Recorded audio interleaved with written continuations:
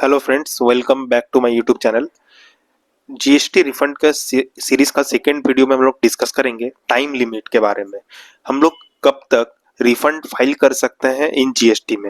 Friends, basically आप सबको पता होगा कि before the expiry of 2 years, 2 साल के पहले तक हम 2 साल तक हम लोग रिफंड फाइल कर सकते हैं। लेकिन वो 2 साल कहाँ से? 2 years from the relevant date as may be prescribed in section 54 subsection 1। कुछ केस ऐसे हैं जहां पे ये 2 साल के कैलकुलेशन में कुछ एक्सेप्शन है।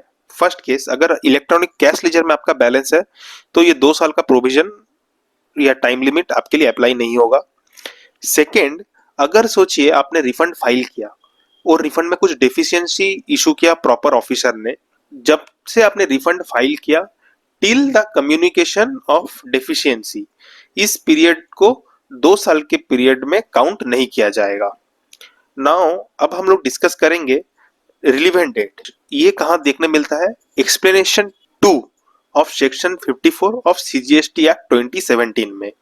रिलीवेंट डेट बहुत इंपॉर्टेंट है, यहाँ से आपका 2 साल कैलकुलेट शुरू होता है। फर्स्ट केस, अगर आपका गुड्स एक्सपोर्ट कर रहे हैं इंडिया से बाहर एंड वो अगर आप कर रहे हैं बाई सी और एयर, जब आपका गुड्स एयरक्राफ्ट या शिप में लोड हो जाएगा वहां से आपका रिलीवेंट डेट शुरू हो जाएगा। सेकेंड, आप सोचिए गुड्स एक्सपोर्ट कर रहे हैं भाया लैंड, जब आपका बॉर्डर क्रॉस कर जाएगा इंडिया का बॉर्डर, तब आपका एक रिलीवेंट डेट शुरू हो जाएगा। थर्ड केस है, अगर आपका गुड्स एक्सपोर्ट कर रहे हैं by post, in that case जब आपका गुड डिस्पैच हो जाएगा to a place outside India, तब आपका रिलीवेंट डेट वहां से कैलकुलेट होना शुरू हो जाएगा। अगर सेकेंड हम लोग का है, फर्स्ट केस में एक्सपोर्टेड आउटसाइड इंडिया के केस में हम लोगों ने 3 चीज डिस्कस किया।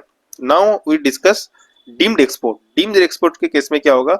आप जब रिटर्न फाइल करेंगे डीम्ड एक्सपोर्ट का, तब से आपका रिलीवेंट डेट शुरू हो जाएगा। थर्ड क्या है?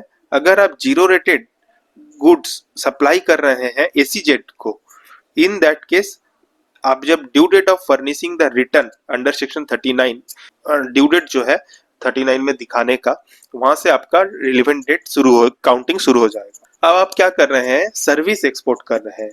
सर्विस एक्सपोर्ट के केस में दो चीज है। वन, सप्लाई ऑफ सर्विस अगर आप कर रहे हैं एंड कंप्लीट होने के पहले, मतलब सप्लाई ऑफ सर्विस आपका कंप्लीट हो चुका है प्रायर, क्या आपको पेमेंट रिसीव होने के पहले अगर आपका सप्लाई ऑफ सर्विस कंप्लीट हो चुका है, इन दैट केस आपको जब फॉरेन एक्सचेंज में पेमेंट मिलेगा, कन्वर्टेबल फॉरेन एक्सचेंज में पेमेंट मिलेगा, वहां से आपका रिलीवेंट डेट शुरू हो जाएगा। सेकंड क्या है? पेमेंट आपको मिल रहा है एडवांस में, सप्लाई ऑफ सर्विस आपका कंप्लीट नहीं हुआ है, पेमेंट आपको एडवांस में मिल गया, in that case date of issue of invoice जो है वहां से आपका रिलीवेंट डेट काउंटिंग शुरू हो जाएगा। फिफ्थ केस में क्या है? अगर सोचिए आपका रिफंड बन रहा है कोई जुडिशियल प्रोनाउंसमेंट की वजह से, मतलब कोई हाई कोर्ट या अपीलेट ट्रिब्यूनल ने डायरेक्ट किया या फिर डायरेक्ट किया कि नहीं आपका रिफंड बनना चाहिए, तो वहां से आपका रिलीवेंट डेट काउंटिंग होना शुरू हो जाएगा। अगर सोचिए आप अनयूटिलाइज्ड आईटीसी का रिफंड लेंगे through inverted duty structure, in that case also due date जो है of return filing under section 39 for that period, वहां से आपका रिलीवेंट डेट का काउंटिंग शुरू हो जाएगा। नाउ अगर बताया गया है in case of a person other than a supplier, अगर आप अदर देन सप्लायर है, in that case date of receipt of goods और सर्विस और बोथ बाय सच पर्सन, वहां से आपका रिलीवेंट डेट शुरू हो जाएगा, काउंटिंग शुरू हो जाएगा। और एनी अदर केस में date of payment of tax देखा जाएगा। ये थे टोटल केसेस आपके लिए, टाइम लिमिट के केसेस। होप आपको इससे कुछ हेल्प मिला होगा।